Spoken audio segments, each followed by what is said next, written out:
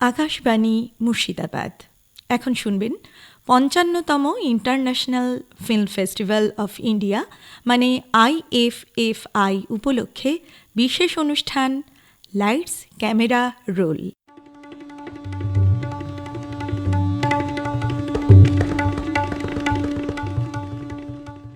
বন্ধুরা, lights camera roll এই অনুষ্ঠান আমরা শুনছি, আর এই অনুষ্ঠানের আজ শেষ পর্ব। সত্যি সত্যি সিনেমাকে কি খুব ছোট পরিসরে বাঁধা যায় না। আজ তো তাই নানান ধরনের প্ল্যাটফর্ম আমরা দেখতে পাই, যার মধ্যে রয়েছে OTT। আর যাঁরা নিত্য নতুন ভাবনা নিয়ে আসছেন, নতুন নতুন ছবি তৈরি করছেন, তাদের জন্য জগৎটা আজ অনেক বড়। তারা তাদের ভাবনা ছড়িয়ে দিতে পারছেন সর্বত্র। আর ৫৫তম international film festival of India এটাই চাইছে, নতুনরা নতুন করে জাগুক, নতুন করে নতুন ভাবনা ছড়িয়ে দিক চারদিকে। আজকে চলুন শেষ পর্বের অনুষ্ঠানে আমরা চলে যাই। চলুন আজকের অনুষ্ঠানে কিছু কথা জানি। ফিল্ম ক্রিটিক, ফিল্ম ম্যাগাজিন চেতনার চোখের সেক্রেটারি, বহরমপুর ফিল্ম সোসাইটির ভাইস প্রেসিডেন্ট ডক্টর সুশান্ত চট্টোপাধ্যায়ের কাছ থেকে।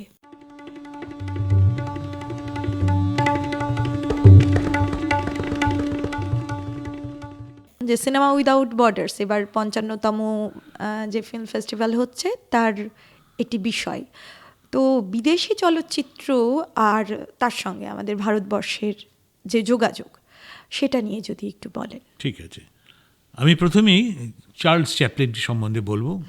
চার্লস চ্যাপলিনের জন্ম হয়েছিল 1989-তে, 1889 থেকে, এবং উনি মারা যান 77-এ, অর্থাৎ 88 বছরের জীবন। 25/12/77 মারা যান। এক অবিস্মরণীয় প্রতিভা। জীবনের প্রথম দিন থেকে অনুভব করেছেন অপরিসীম দারিদ্র্য এবং মানুষের অবহেলা। স্বামী বিচ্ছিন্ন মা, তার অনেকগুলো ভাই বোনও ছিলেন, অনেকগুলো ভাই বোনও ছিলেন। ওর একটা ভাই ছিল, সেটা মায়ের অন্য স্বামীর। আচ্ছা, তাহলে এইটা কাটা যাবে। ঠিক আছে। স্বামী বিচ্ছিন্ন মায়ের সংগ্রামী জীবনের মধ্যে থেকে তিনি দেখেছিলেন জীবনকে, আর ওই মায়ের অসুস্থতাই তাকে টেনে আনে মঞ্চের মাঝখানে। সব ভুলে কেবল রোজগারের আবশ্যিকতায় শিশু চ্যাপলিন তার অভিনয়ের প্রতিভাকে প্রয়োগ করেন দর্শক মনোরঞ্জনে। দর্শক মুগ্ধ হন ও চ্যাপলিনের অর্থলাভ ঘটে। দারিদ্র্য এই শিল্পীর পরিস্ফুরণে ক্যাটালিস্টের কাজ করেছে। জীবনকে তিনি চিরে চিরে দেখেছেন এবং দেখিয়েছেন। মানুষের নিষ্ঠুরতা, ঔদাসীন্য, ভাঁড়ামি সব কিছুতে আদ্যন্ত হাস্য ও করুণ রসের মিশেলে আশ্চর্যভাবে চ্যাপলিন পরিবেশন করেছেন সারা বিশ্বের সামনে। তার ঢিলেঢালা পোশাক, মাথার অবিন্যস্ত চুলের ওপর সস্তা টুপি, বাটারফ্লাই গোঁপ, হাতের লাঠি ব্যঙ্গ করতে ভোলে না তথাকথিত অ্যারিস্টোক্রেসি ও প্রশাসনকে। মানুষের চোখের জল, যন্ত্রণাকে তিনি শৈল্পিক সৌন্দর্যে অমর করেছেন। দ্য কিড, গোল্ডরাস, মসিয়া ভাদু, সিটি লাইটস ইত্যাদি ছবিতে প্রগতিশীল তথাকথিত উন্নত জীবনের আলোর নিচে অন্ধকারটুকু তিনি চোখে আঙুল দিয়ে দেখিয়েছেন। এতদিনের নির্বাক ছবির শেষে চ্যাপলিন এসে পৌঁছন গ্রেট ডিক্টেটরে। ছবির শেষ পর্বে তিনি কথা বলেন আর রেখে যান পস্টারিটির জন্য তার অমোঘ বার্তা। এই মৃত্যুহীন শিল্পী মানুষকে কতটা প্রভাবিত করেন তার জন্য আয়োজিত সভায় তার প্রবেশের মুহূর্তে হল ভর্তি মানুষ উঠে দাঁড়িয়ে টানা 14 মিনিট হাততালি দিয়ে তাকে সম্বর্ধিত করেন। চ্যাপলিন তার ছবির মতোই আবেগে ভেসে যান, মাথা নামিয়ে নীরবে স্বীকার করেন এই অভিবাদন। এরপরে আমি আসছি আন্তোনিয়ানির ছবি, সুইডেনের। 1959 মুক্তি পেল লা ভেন্তুরা। এক নির্জন দ্বীপে একটি মেয়ের হারিয়ে যাওয়ার কাহিনীকে উপলক্ষ করে আমরা জানলাম প্রেমহীনতা, বিশ্বাসভঙ্গ এবং অস্তিত্বের ভাঙচুরের অনেক আপাত গভীর গোপন রেখাচিত্র। 30শে জুলাই 2002 আন্তোনিওনি এবং বার্গম্যান এই দুই চলচ্চিত্র স্রষ্টার প্রয়াণ দিবস। মাধ্যম হিসেবে চলচ্চিত্রের সীমাকে সম্প্রসারিত করে কবিতা ও দর্শনের প্রতিসরণ ঘটিয়েছেন সিনেমায়। মানুষের আত্মিক নৈতিক জিজ্ঞাসাসমূহকে ইউরোপীয় মননখচিত শিল্পকর্ম থেকে উত্তরিত হয়ে দিয়েছেন এবং সর্বজনীন আধুনিক উৎকণ্ঠার দ্বান্দ্বিক চরাচরে আমাদের কাছে খুলে গেছে যাপিত জীবনের দ্বন্দ্ব ও উত্তরণ। বিপুল হয়েছে মেধাবী এক শিল্প সুসময়। 1923-এর 13ই সেপ্টেম্বর 91 বছর বয়সে জাঁ লুক গদার প্রয়াত হন। 1930-এ প্যারিসের এক ফ্রাঙ্কো সুইস পরিবারে গদারের জন্ম। সচ্ছল পরিবারের সন্তান গদার 1960-এ তার প্রথম ছবি ব্রেথলেস তৈরি করেন। ছবিটির প্রযোজক ছিলেন ত্রুফো এবং অভিনয় করেন বিখ্যাত অভিনেতা সেবেরগো বেলমন্ডো। গদারের কাছে সিনেমা ছিল জীবনের গবেষণাগার, যা কিনা পর্যায়ক্রমে তাকে একটি রাজনৈতিক বক্তব্যে পৌঁছে দিয়েছে। তার বেশিরভাগ ছবি দর্শকের কাছে দুর্বোধ্য ঠেকলেও গদার তার চিন্তাকে কখনোই পরিবর্তন করেননি। তার কর্মজীবনের প্রথম 7 বছরে 15টি ছবি তৈরি করেন, ব্রেথলেস থেকে নেকেন্ড 1967-তে, যা ছিল শৈল্পিক ভাবনা ও শক্তির প্রকাশ। তার ব্রেথলেস এবং ব্যান্ড অফ আউটসাইডার্স ছিল রোমান্টিক গ্যাংস্টার ছবি। এবার আসছি আমি আকিরা কুরোসাওয়ায়। জাপানের প্রবাদ প্রতিম চলচ্চিত্রকার, 30টি ফিল্মের জনক। 1950-এ তার বিখ্যাত ছবি রাশোমান টোকিওতে মুক্তি পায়। 1951-তে ভেনিস উৎসবে সর্বোচ্চ সম্মানে সম্মানিত হয়। যারা ছবিটি দেখেছেন তারা জানেন এই ছবির আবেদন কখনোই পূরণ হওয়ার নয়। কাহিনী উপস্থানাতে চমকপ্রদ ভঙ্গি, অনবদ্য অভিনয় এবং ফটোগ্রাফি ছাপিয়ে এই ছবিতে যা দর্শকের মধ্যে রেশ রেখে যায় তা হলো মানুষের মধ্যে পুনরুজ্জীবনের শক্তি। কুরোসাওয়ার বিখ্যাত ছবিগুলি হলো Ikiru, 7 samurai, record of living being, throne of blood, the bad sleep well, Yojimbo, high and low, red beard, tora tora টোরা, দদেশ বাদেন, দেরসুয়ালা এবং মাদাদেও। Bergman Italian চলচ্চিত্রকার। তার দুটি আশ্চর্য চলচ্চিত্র 7 সিল এবং ওয়াইল্ড স্ট্রবেরি। প্রথমটিতে এক সামূহিক বিনাশের সম্ভাবনার সামনে দাঁড়িয়ে এক্ষেত্রে তিনি ক্রুসেড ফেরত মধ্যযুগীয় এক নাইট মৃত্যুর সঙ্গে কিভাবে দাবা খেলে তা দেখিয়েছেন। দ্বিতীয় ছবিতে এক চিকিৎসা বিজ্ঞানীর আপাত সফল জীবনের আত্মিক শূন্যতা, বিচ্ছিন্নতা ও ব্যর্থতাবোধ, অসাধারণ কিছু স্বপ্ন দৃশ্য এবং প্রতীকী ছন্দের মধ্যে দিয়ে এবং দৃশ্যের মধ্যে দিয়ে তা উন্মোচিত হয়েছে। পরে তিনি তৈরি করেন আরও দুটো ছবি, লানভে মানে রাত্রি এবং লয় ক্লিপস। আচ্ছা, এ তো গেল কয়েকজন বিদেশি চলচ্চিত্রকার নিয়ে কথা। তো এরপর আমি যেটাতে আসবো সেটা হলো যে নানানভাবে আমরা সিনেমার ভাষা বদলাতে দেখছি পরপর। আমি বার্গম্যান অবধি এলাম, এরপর তো ভাষাগুলো বদলেই যাচ্ছে। বর্তমান প্রজন্মের কাছে কিন্তু ওটিটি হচ্ছে একটি বড় মাধ্যম। আমরা ওটিটি ছাড়া অনেকেই কিছু বুঝি না। তো এই ওটিটি প্ল্যাটফর্ম আর নতুনদের ভাবনা, কারণ এই দুটো মিলিয়ে যদি আপনি কিছু বলেন। ওটিটি এই কথাটা কিন্তু একটু নতুন।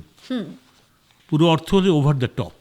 টেলিভিশন, স্যাটেলাইট চ্যানেল বা কেবল বাহিত নয়, শুধু ইন্টারনেটের মাধ্যমে ভিডিও কন্টেন্ট পরিবেশন করাই ওটিটি প্ল্যাটফর্মের কাজ।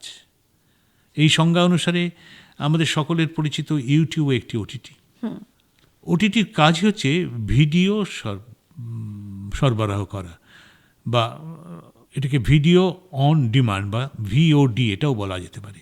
আচ্ছা, এই ভিওডি দু ধরনের। একটা হচ্ছে এ ভিডিও মানে advertisement based video on demand, যেমন YouTube, DMO Dailymotion on demand, এবং এছাড়াও এস ভিডিও বা সাবস্ক্রিপশন বেসড ভিডিও, যেমন নেটফ্লিক্স, অ্যামাজন প্রাইম ভিডিও, এগুলো আমরা খুব কমন আমাদের মোবাইলে দেখি বা ইয়েতে দেখি। এটাও কিন্তু এক ধরনের ওটিটি।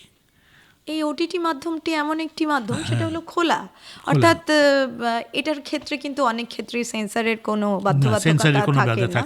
ফলে কি হয়, আমাদের যে ভাষা যদি বলতে চাই আমরা কোনো কিছু, সেইটাও আমরা বলতে পারছি খুব সহজেই, খুব স্বাভাবিকভাবেই জনপ্রিয় হয়ে উঠছে। আমরা দেখছি যে ভারতে বর্তমানে ইন্টারনেট ব্যবহারকারীর সংখ্যা হচ্ছে জানুয়ারি 21-এ যে আমরা হিসেবটা পেয়েছিলাম, তাতে 62,80,00,000 মানুষ ইন্টারনেট ব্যবহার করেন, এবং 2020 জানুয়ারির থেকে এই সংখ্যাটা 4,70,00,000, অর্থাৎ প্রায় 8% বেড়েছে। এর মধ্যে ফেসবুক, হোয়াটসঅ্যাপ প্রভৃতি সামাজিক মাধ্যম ব্যবহার করেন 44,80,00,000 মানুষ। এই সামাজিক মাধ্যম ব্যবহারকারীর সংখ্যাটা বেড়েছে এক বছরে প্রায় 21%। তাহলে এটা আমরা পাচ্ছি 21-এর 22, 23, 24, মানে 3টে বছরে আমরা প্রতি বছর যদি 8% করে বাড়ি, তাহলে 3/24% তো বেড়েছেই, আরও বেড়েছে নিশ্চয়ই ধরে নিতে পারি এটা, যদিও এটা আমার ডেফিনিট কোনো আমার কাছে নেই, পরিসংখ্যান নেই, তাই হলেও আমি ধরে নিতে পারি এই 62 কোটি ইন্টারনেট ব্যবহারকারীর মধ্যে গ্রাম শহরের ব্যবধানটা ক্রমশ কমে আসছে। শহরাঞ্চলে যেখানে ব্যবহারকারী 32 কোটি, গ্রামাঞ্চলে সেই সংখ্যাটা 30 কোটিতে পৌঁছে গেছে। এটা কিন্তু একটা অবাক করার ব্যাপার। গ্রামের লোকের কাছে কিন্তু 30 কোটি, মানে এটা পৌঁছে গেছে, অর্থাৎ গ্রামের লোক 13% বেশি। এখন এই সাবস্ক্রিপশন ভিত্তিক ওটিটিগুলির সদস্য সংখ্যা 2019-এ ছিল মোট 3,20,00,000। 2019-এ ছিল 3,20,00,000 এবং 2020-তে সেটা 6,20,00,000।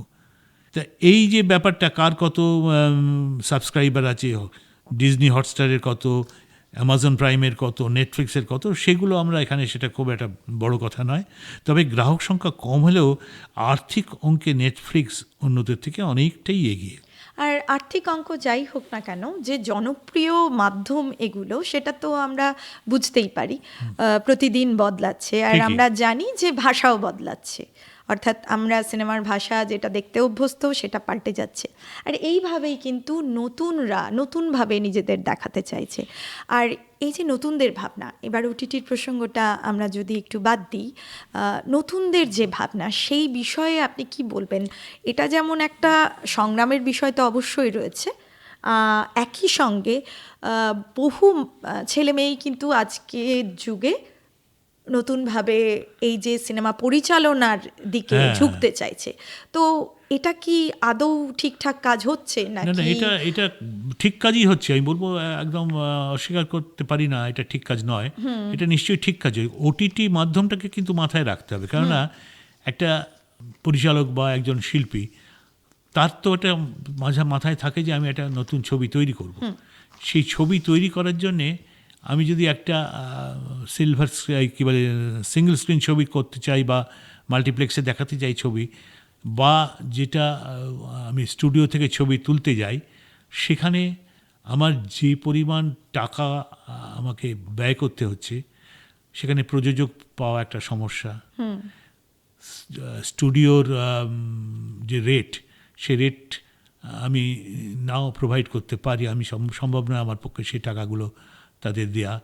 আমি যদি সেটা একটা ছোট পরিসরে ওটিটির মাধ্যমে, মানে আমি যদি একটা ক্যামেরা করতে পারি, সেই ভালো ক্যামেরা যদি জোগাড় করতে পারি, অনেক বেশি মানুষের কাছে সেটা করে সেটা আমি ওটিটি ইয়েদের কাছে আমি যদি সেটা সেল করতে পারি, তাহলে একজন মানে যে পরিচালক হিসেবে বা নির্দেশক হিসেবে বা ফিল্ম মেকার হিসেবে, তারা তো film maker, no doubt film maker, এবং দেখা যাচ্ছে এখনকার যারা নাম করেছেন অনেক, যেমন পরমব্রত বা আরও অনেকেই, যারা মেন স্ট্রিম ছবি থেকে তারা ওটিটি ছবিতে চলে আসছে। একদমই তাই। আমাদের হাতে কিন্তু সময় অল্প, আর অনেক কিছু সিনেমা ভাবনা নিয়ে আমরা কথা বলতে পারতাম, কিন্তু ওই যে সময় একটি বড় বাধা। নানান বিষয় নিয়ে আপনার কাছে জানতে পারলাম, জানার তো শেষ নেই। অসংখ্য ধন্যবাদ আমাদের সঙ্গে স্টুডিওতে কথা বলার জন্য। আর আশা করব এভাবেই আমরা সিনেমা নিয়ে নতুন নতুন ভাবনার কথা জানতে পারবো। এতক্ষণ আপনি উপস্থিত ছিলেন আমাদের সঙ্গে doctor Sushanta Chattopadhyay, film critic, film magazine চেতনার চোখ পত্রিকার সম্পাদক আর বহরমপুর ফিল্ম সোসাইটির ভাইস প্রেসিডেন্ট। ধন্যবাদ। ধন্যবাদ। উপস্থাপনায় ছিলাম সৈয়দা মুসাররত নাজরিন, সম্পাদনা উজ্জ্বল বন্ধু, প্রযোজনা রীতা দে।